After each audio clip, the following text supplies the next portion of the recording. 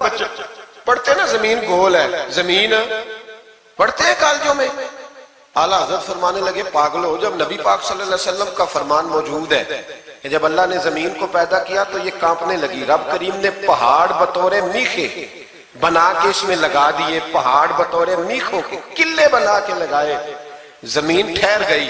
जब हुजूर ने कह दिया ठहर गई तो मैं कैसे मान जाऊं घूमती है। हम नबी पाक की बात मानेंगे कि साइंसदान की बात मानेंगे। आला हजरत ने पूरी किताब लिखी है जमीन साके ने, और 521 दलाइल दिए, कुरान की आयात भी, अहादीस भी, और साइंसदानों का जवाब साइंसदानों की जुबान में। वो मुतासर नहीं होते थे, कहते थे हम तौहीद को मानने वाले, हम कैसे मुतासर हो। फिर साइंसदानों ने कहा आला हजरत के जमाने में कि कश से शकल है। समझा तो पा रहा हूं ना मैं आपको अपनी बातें, चले ऐसे ऐसे कर दे थोड़ा सा, मुझे पता चल जाए आपको समझ आ रही है। ये मैं खिलाफ हूं ये हाथ खड़ा कराने के, और मैं इसके खिलाफ हूं। मैं समझता हूं कि संजीदगी भी एक हुस्न है, तो ये काम होना चाहिए, जोश पैदा करता है, लेकिन कसमें नहीं डालनी चाहिए। वो एक नात खां था, एक जगह पे मैं हाजिर था, ज्यादा जगहों पे तो जाता भी नहीं, मुश्किल होता है, तबीयत ऐसी है। तो उसने कहा जेड़े जेड़े ईमानदार हो हाथ खड़े करो। मैं क्या खुदा दे बंदे जेड़ा नहीं चुकता हो कदों बेईमान है। तो ये वैसे भी सुभान अल्लाह, अगर तुझे राजी करने के लिए कहेंगे तो सवाब भी कोई नहीं होना। जी मैंने मजा नहीं आया सुभान अल्लाह को, भाई तेरे लिए कही तो सवाब भी कोई नहीं। ये सवाब उस वक्त होगा जब अल्लाह की रिजा के लिए कहेंगे। तो क्या चक्कर में डाल दिया, बड़े बूढ़े बाबे बेचारे बैठे होते हैं, बेइज्जत कर दिया जाता है महफिल में। आपको ज़ौक़ ही नहीं है जी, आपको पता ही नहीं है। तुम्हें ज्यादा पता है, ज्यादा पता है। एक नकीबे महफिल साहब इसी तरह मैं किसी जगह पे मौजूद था तो जोर लगाने लगे, कहने लगे तुसी बड़े बद ज़ौक़ को बोल दे नहीं। मैंने साथी से पूछा, मैंने कहा कितने पैसे लिए इसने आने के? कहते 40,000। तो मैं उन्होंने आख्या, मैं क्या ना बंदे बेइज्जत कर, तू पैसे लेके मुफ्त आए नहीं सारे, ये तेरे से ज्यादा नहीं है। तो ये बाहर निकले, ये अभी रबीउल अव्वल आएगा तो कोई तमाशा ना लगाना, जमात बदनाम होती है, खबरदार कतन कोई तमाशा ना लगाना। यहाँ बोलियां लगती हैं, जिसकी सुर सीधी है वो पैसे कमा के ले जाता है, जो आपको 5 नमाजें पढ़ाता है उसकी किताबें सारी जिंदगी पूरी नहीं होती। खुदा का खौफ करो, करो मदह अहले दुवल रजा, पड़े इस बला में मेरी बला, मैं गदा हूं अपने करीम का, मेरा दीन पा रहा है ना नहीं। आप उलमा से बात करें, और नात सुननी है तो मेहरबानी करो, जो डेरा गाजी खां में नात पढ़ता है उसकी भी सुन लिया करो, वो भी हुजूर का जिक्र ही करता है। बस कर दे, ये जमात बड़े संजीदा, ये स्टेज गैर संजीदा लोगों का नहीं है, ये स्टेज अल्लामा अहमद सईद काज़मी का है, ये स्टेज मुहद्दिस आज़म पाकिस्तान मौलाना सरदार अहमद का है, और ये स्टेज मेरे आला हज़रत फाज़िल बरेलवी का स्टेज है। हम किसी को गैर संजीदा काम नहीं करने देंगे, इसलिए मेहरबानी फरमाएं, हक की तरफ तवज्जो करें, हक की तरफ। मुझे एक बच्चे ने आके कहा मेरे अब्बा जी इंतकाल कर गए, मैं बड़ी सारी महफिल कराना चाहता हूँ। मैंने कहा ज्यादा सवाब पहुंचाना है, अब देखो कि थोड़ा, पता जी ज्यादा ही पहुंचाना है। मैंने कहा जा अपने शहर में घूम, जिस आलिम के पास फतावा रज़विया नहीं उसे खरीद के दे, तेरे अब्बे को ज्यादा सवाब मिलेगा, जा दे जाके। इसलिए कि 18-19 हजार की किताब है, जिस आलिम की तनख्वाह 10,000 है वो कैसे खरीदेगा। ये वाली नेकी करो। ये किस चक्कर में कौम लग गई, मेहरबानी करें बाहर आए। इतना नुकसान कर लिया हमने, यहाँ आपने कवाल अमीर कर दिए या पीर अमीर कर दिए। पीर और जाली, असली लोगों की बात नहीं करता, जाली पीर। मेरे पास एक बच्चा आया करता था, मैं मजमून पे ही रहूंगा लेकिन ये बातें करनी भी बड़ी जरूरी है। बच्चा आया तो कहने लगा जी वो मेरे हज़रत साहब की ये करामत है, तो मेरे अक्सर आता था तो पीर साहब की करामतें। एक दिन को गलती से तलाक का उसके घर में झगड़ा हो गया, तो मेरे पास आया, कहने लगा मौलाना तलाक दे बैठा हूं। तो मैं कहा पीर साहब ने पूछना सी मसला, पीर साहब से पूछना था। कहने लगे वो कहते हैं ये उलमा का काम है। तो मैंने कहा पीरी मुरीदी जुहला का काम है, मसला आलिम बताएगा और गंदम का तोड़ा कौन लेके जाएगा, जाहिर। बस करें, हजरत सुल्तान बाहू का फतवा है, बांझ इल्मो जो करे फकीरी वो काफिर मरे दीवाना हो। बस करें, संजीदा लोग बने आप बड़े संजीदा लोग इसलिए आपसे आगे निकल गए कि संजीदगी इख्तियार। तो मेरी बात में तवज्जो करना।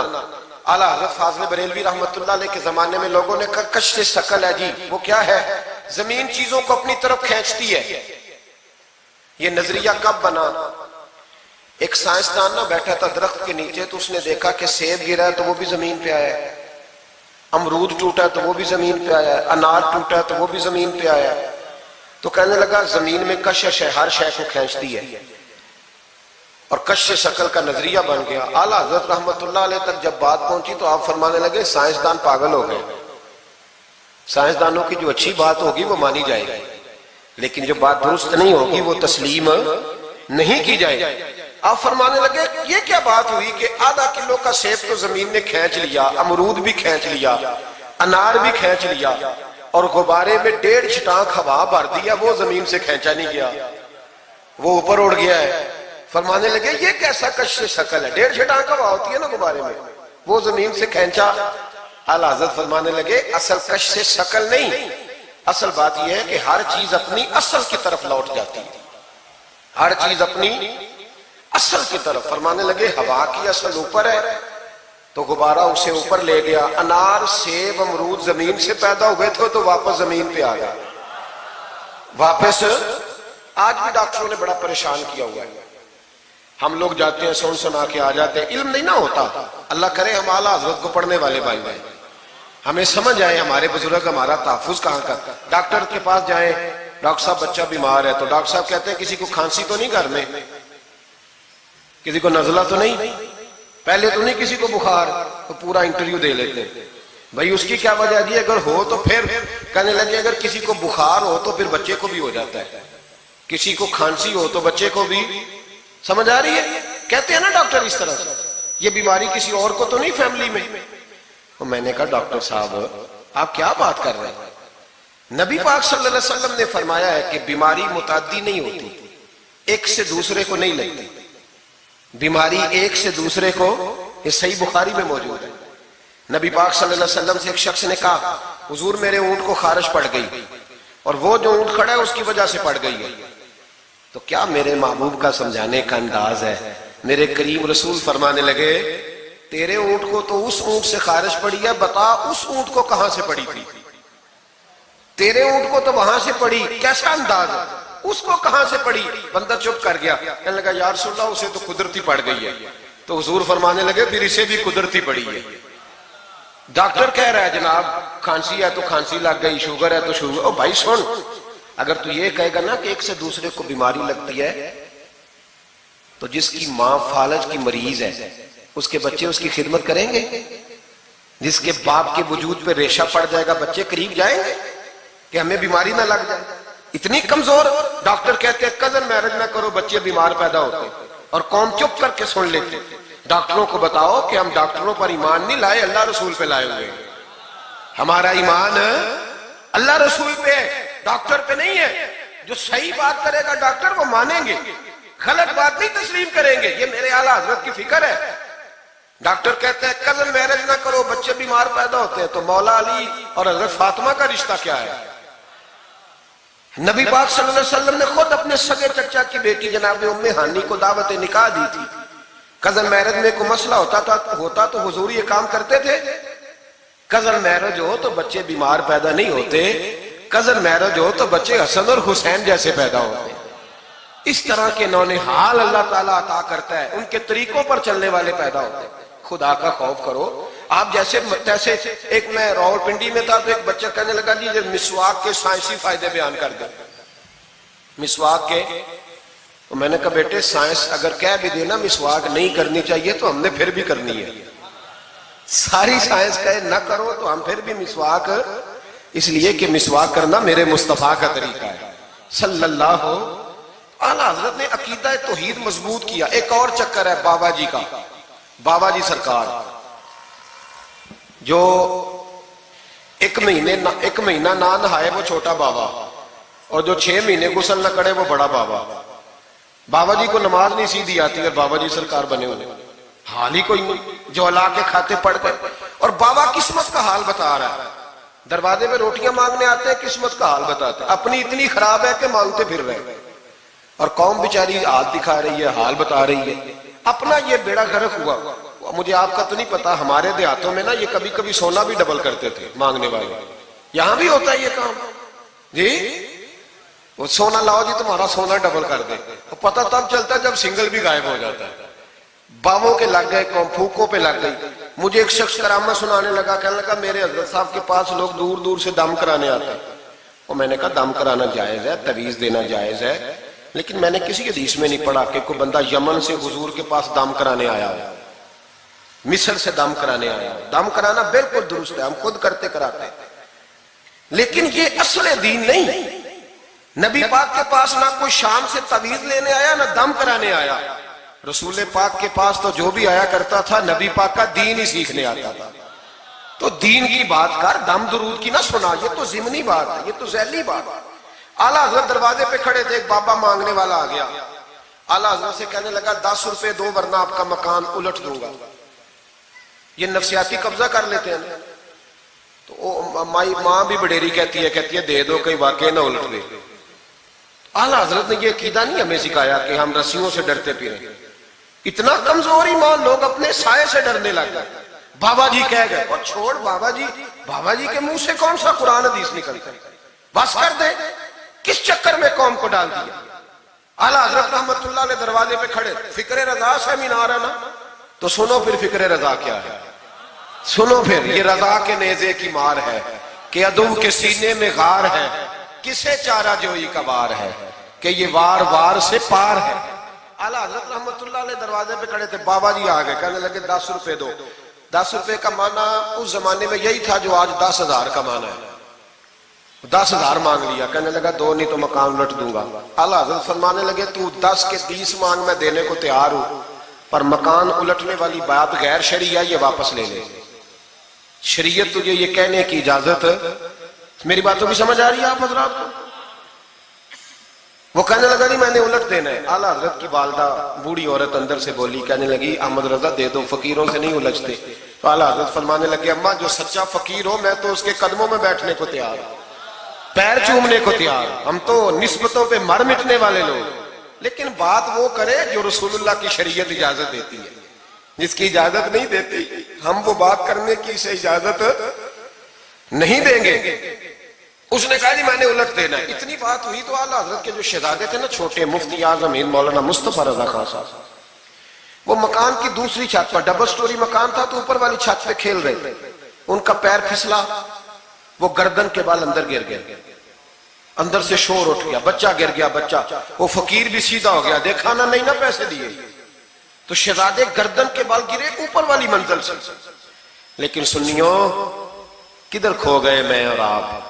मेरे आला हजरत का अकीदा सुनो, फाज़िल बरेलवी अंदर नहीं गए, हालांकि हुजूर अलैहिस्सलाम का फरमान मौजूद है कि औलाद आदमी को बुज़दिल कर देती है, औलाद के हाथों बंदा कमजोर हो जाता है। अंदर नहीं गए, वहीं खड़े रह के कहने लगे अम्मा मेरा एक बेटा है, मेरा 1000 भी हो तो मैं सारा नबी पाक की शरीयत पे कुर्बान कर दूंगा, लेकिन किसी भावे की मैं गलत बात मानने को तैयार है। आला हजरत की जुबान से ये लफ्ज निकले तो साहबजादे उठ के दौड़े आए, कहने लगे अब्बा जी जरा इधर तो देखें, मैं दूसरी मंजिल से गिरा हूं पर मुझे खराश भी कोई नहीं आई, मुझे खराश भी कोई नहीं आई, देखे मेरे कपड़ों को मिट्टी भी नहीं लगी। आपके 2-3 मुरीद खड़े थे, कहने लगे हुजूर ये आपकी करामत है। आप फरमाने लगे मेरी करामत नहीं, ये मेरा अकीदा है, तौहीद है, ये मेरे रब पर ईमान है, खराश नहीं आई। अब उस फकीर को फरमाने लगे आला हजरत के तू कहता था मकान उलट दूंगा, चल उलट ना फिर 10 रुपए नहीं लेने, उलट। चुप कर गया। तो आला हजरत, लोग कहते हैं मौलवी साहब के पास क्या है, जिसके सीने में रसूलुल्लाह का दीन है उसके पास कुछ नहीं, तो फिर किसी के पास भी कुछ नहीं। हाँ जिम्मेदारी से कह रहा हूं, किसी के पास कुछ नहीं। अगर जिसके सीने में कुरान और सुन्नत का नूर है, अगर उसके पास ही कुछ नहीं। सुनो, आला हजरत ने अपना जूता उलट दिया, फरमाने लगे अगर ताकत है तो मेरा जूता सीधा करके दिखा। तो मकान उलटने की बात करता है ना, तो पंजाबी का एक शेर है, आपकी समझ में आ गया तो ठीक है, ना आया फिर भी ठीक है।